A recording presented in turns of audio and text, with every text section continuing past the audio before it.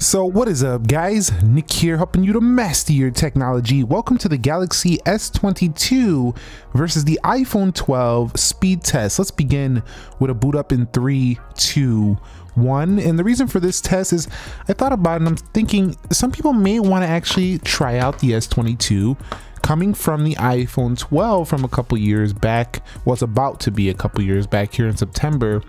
And the S22 is a pretty decent option. So let's see how much of a speed change you're going to get here, or if you're going to get any at all. The iPhone 12 said, can you just be quiet for a second, Nick? Because I'm going to boot up so much faster than the S22. I'm going to make some people think twice about the upgrade. So the boot up, man, way faster. A lot of people say I don't really care about the boot up, bro, but it is faster to boot up than the Samsung Galaxy S22, at least on this latest April patch that is currently on. All right, so when it comes to biometrics, unlocking the phone, you can just kind of look at the Galaxy S22. It does have a face unlock, but it's through the camera, so it's not super secure. You do have the in-display fingerprint sensor, which I find to work very well. You don't even need to actually turn the screen on. If you know where it's at, you can see it unlock without the screen on.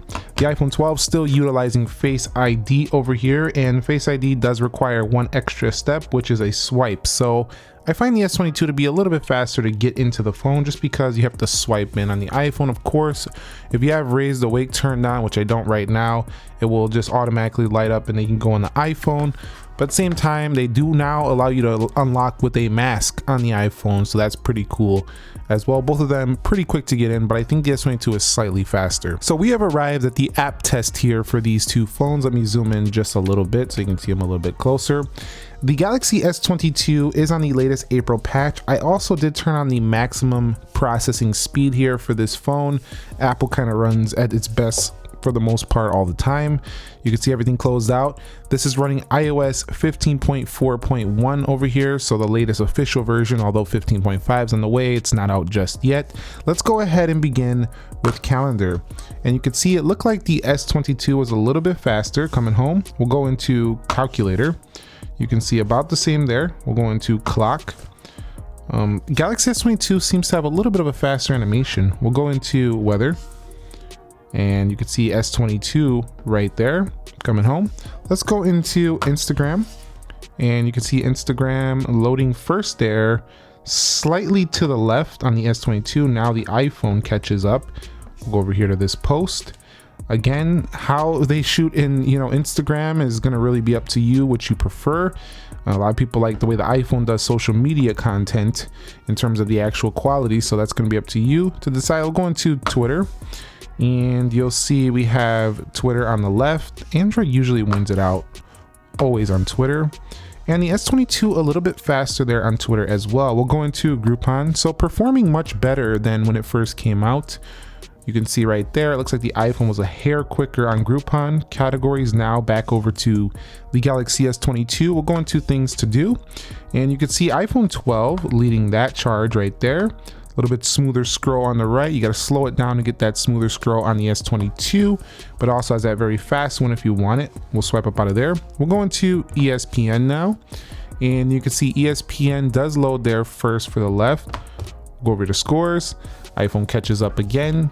Again, my fingers are not robotic. Some of them, might be a hair off, but let me know if I'm just a hair off on the click. But overall, it's looking like the S22 just a hair quicker here overall with the animations and some of these apps just a little bit quicker on the S22, which is a good thing for those of you who are thinking about upgrading or trying out the S22. You have an iPhone 12. Some people like to switch between them, check them out every other year or so. And the S22 is going to be a pretty good option if that's you. Starbucks here. Now, I will say one thing, the battery life not as good. That looked like the S22. The battery life is not as good on the S22 as a 13, but it's about similar to the 12. We'll go into PUBG Mobile. Actually, I missed that on the iPhone 12. Let's go ahead and close that out. We'll go into PUBG Mobile, 3, 2, go, and see which one is quicker here. Now, typically I find that the iPhones can load up some of these games faster, but it really depends on the game, how well it's optimized for each platform. But PUBG actually performs pretty well on both of these devices, no major issues. And Samsung does allow you to take full advantage with their new gaming optimization.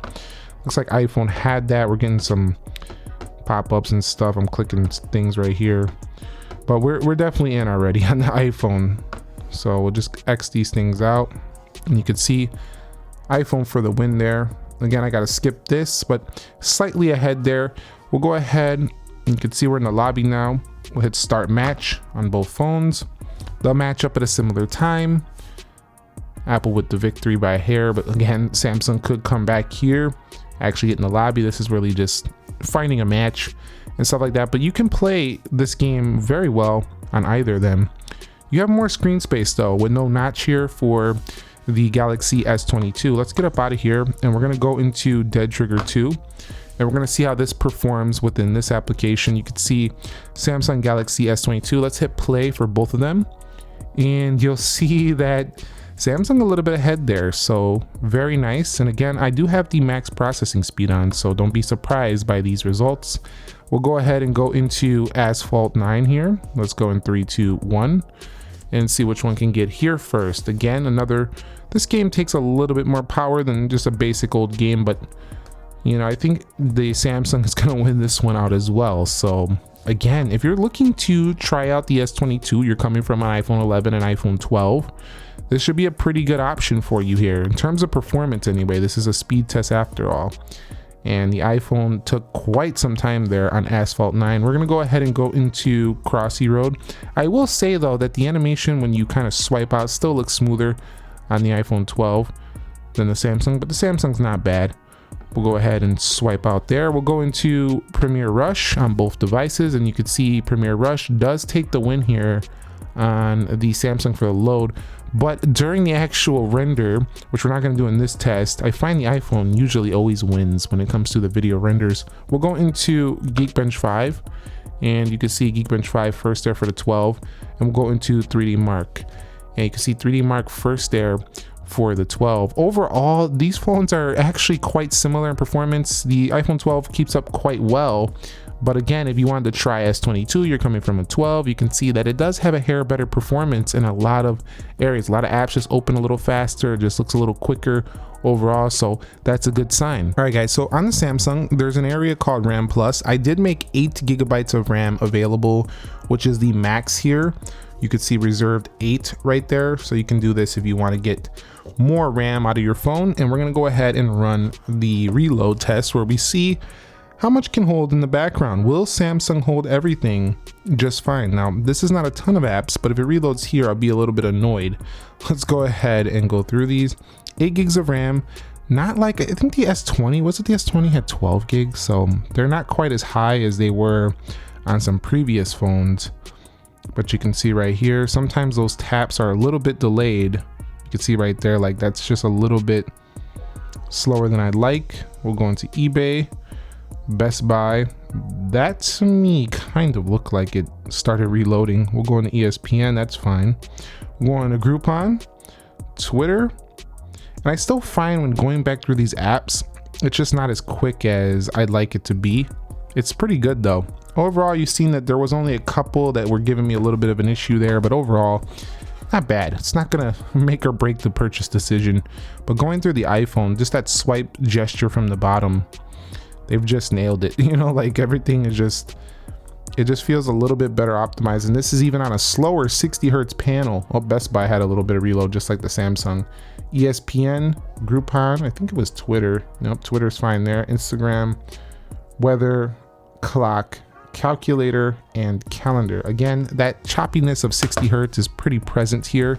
You can see it versus the 120 hertz on the Samsung, which is definitely a smoother experience on the display, but the actual animations, optimizations, the 12 still feels a little smoother going back through these applications. But how many times are you going to do that throughout the day-to-day? You got to decide that for yourself. All right, so here we are in the internet browsers. Now, both of these are 5G phones, so don't expect a major change if you're coming over to the S22. They're both going to have a similar browsing experience. Hit learn more here, and you'll see, again, both very fast. This is on Wi-Fi, but I find out and about 5G is solid on both. We're gonna go to Samsung.com here for the left, and let's do Samsung.com here on the right. So we're gonna go to Samsung.com here on both phones. Let's hit go, because we went to Apple.com, and you could see Samsung.com first. It looked like the iPhone actually had that, but overall, you're not going to find a big deal of difference. Again, that scroll can be super fast if you scroll like that. Most people won't scroll like that. If you slow it down, it's also smooth. Here, pretty good as well. Again, that 60 hertz kind of choppy looking versus the 120, but zooming and everything, running around the internet, no big difference here between either. And I want to go ahead now and just kind of take a look at their camera launch speed, kind of like shutter speed as well. Let's go in 3, 2, 1. And you can see the iPhone faster to open there on the camera. Let's see if that was just because we haven't opened them yet. 3, 2, 1. And Samsung slower on the camera launch. What about the shutter speed? 3, 2, 1. 3, 2, 1. Bringing them back, bringing them forward. Samsung's improved this over earlier editions of this software. Let's see one more time. So not a big deal difference. I still feel like the iPhone's a hair quicker on that shutter speed, but it's not a major difference whatsoever. And here's our final Geekbench scores. And are you surprised? The iPhone wins it out once again on these benchmarks. Like, this seems to always be the case. iPhone's winning on the benchmarks in the real world. Really just depends on what you like, but you can see my Samsung scoring a little bit lower than I would like, 753. iPhone though scoring higher than I'm used to, 4008 versus an average score of around 38, 32. The Samsung doing a 2751. So people are gonna say, well, the iPhone's faster. End the video. No, listen, it's not just about that though. But we're gonna go ahead and run a Wildlife Extreme test just to kind of see, you know, how this phone does do in this test, because they did kind of Geekbench have unofficially kind of removed Samsung. So I'm just doing these 3D marks now just to kind of give you another perspective, another score, see how they perform in this one. I'll be back when they're done. All right, so we just did the basic Wildlife Extreme, not the 20-minute test, but you can see that the iPhone had an overall score on here of 2189 with an average frame rate of 13.1 FPS in this particular test.